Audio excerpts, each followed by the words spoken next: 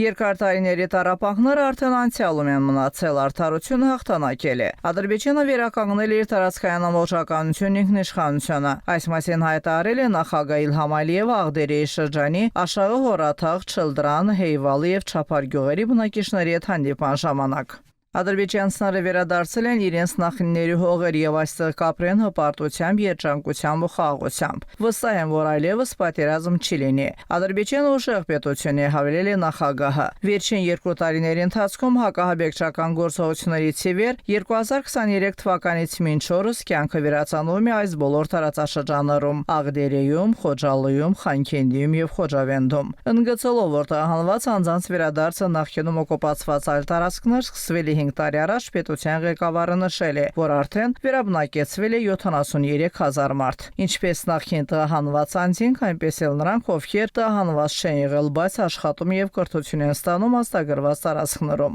Եվ Ղարաբաղ վերադարձող քաղաքացիների թիվը ամեն ամիս ավելանում է։ Ընդգծելով, որ սա կլինի գեղեցիկ արդյունաբերական եւ զբոսաշրջային կենտրոն, նախագահը նշել է. այս գեղատեսիլ վայրերը հաճելի են տեսնելու համար։ Լեռներ, անտառներ, գեղեցիկ եղանակ, աղբյուրներ, գետեր։ Դրա համար էլ Աղդերիի ապագա զարգացումը շատ պայծառ կլինի։